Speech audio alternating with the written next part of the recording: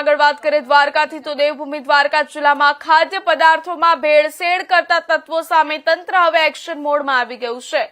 માનવ આરોગ્ય સાથે ચેડા કરનારા ઇસમો વિરુદ્ધ પોલીસ અને ફૂડ એન્ડ ડ્રગ્સ વિભાગે સંયુક્ત કાર્યવાહી હાથ ધરી છે। ખંભાળિયા શહેરના બજાણા રોડ પર આવેલી જલારામ ડેરીમાં એસઓજીની ટીમે દરોડા પાડી લાખોની કિંમતનો શંકાસ્પદ ખાદ્ય જથ્થો ઝડપી પાડ્યો છે। દેવભૂમિ દ્વારકા જિલ્લા પોલીસ અધિક્ષક અને નાયબ પોલીસ મહાનિરીક્ષકના માર્ગદર્શન હેઠળ જિલ્લામાં નકલી અને ભેળસેળયુક્ત ખાદ્ય પદાર્થો સામે વિશેષ ડ્રાઈવ શરૂ કરવામાં આવી છે।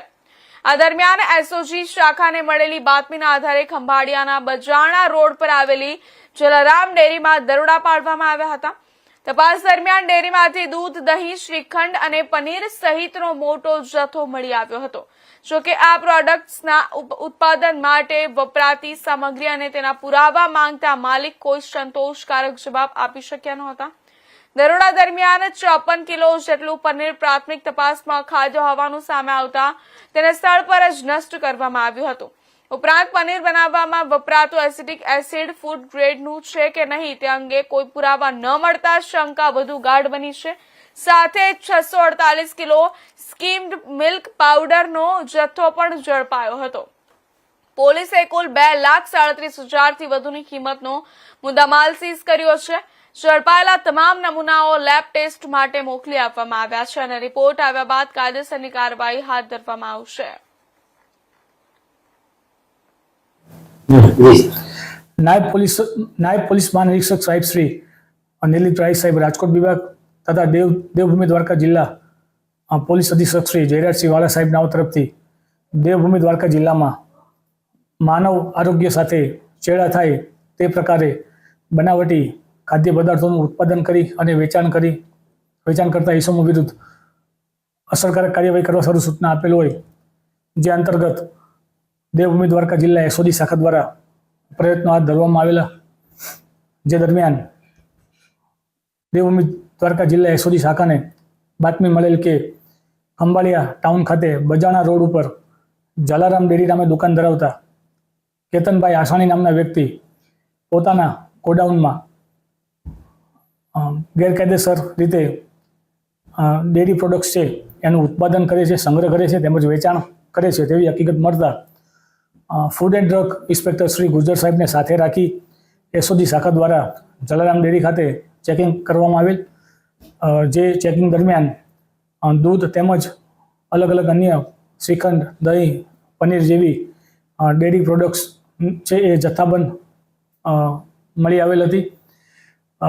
જે પ્રોડક્ટ્સમાં બનાવવામાં વપરાતી સામગ્રીઓ બાબતે food and drug inspector Shri દ્વારા કેતનભાઈની પૂછપરછ કરવામાં આવેલ હતી।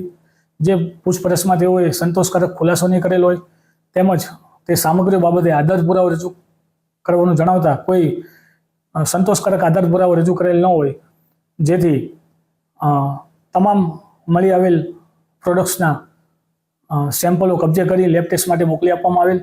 તેમજ જલારામ ડેરી ખાતેથી મળી આવેલું 54 કિલો જેટલું પનીરનો જથ્થો જે છે એ પ્રાથમિક તબક્કે જ અખાદ્ય હોવાનું જણાતા તેનો નાશ કરવાની કાર્યવાહી કરવામાં આવેલ। ઉપરાંત પનીર જેવી વસ્તુઓ બનાવવા માટે વપરાતા એસિટિક એસિડ કે જે ફૂડ ગ્રેડનું હોવું જોઈએ તે બાબતે પણ કેતનભાઈ કોઈ ખુલાસો નહીં કરી શકેલા જેથી તેને પણ શંકાસ્પદ ગણી સીઝ કરવામાં આવેલ। આ ઉપરાંત 648 કિલો જેટલો સ્કીમ્ડ મિલ્ક પાવડર પણ ગોડાઉન ઉપરથી મળી આવેલ હતો જે બાબતે પણ ડેરી માલિક કોઈ યોગ્ય આધાર પુરાવા રજૂ કરી શકેલ નહીં કે કોઈ ખુલાસા કરી શકેલ નહીં જેથી તેને પણ શંકાસ્પદ ગણી અને સીઝ કરવામાં આવેલ।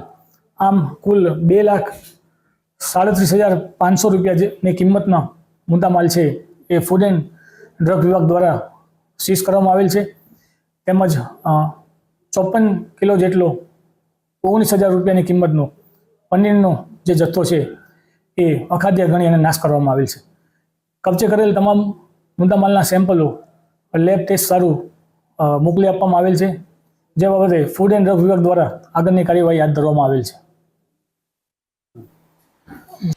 રાજકોટમાંથી દિલ દહેલાવી દેનારી ઘટના સામે આવી રહી છે। શહેરના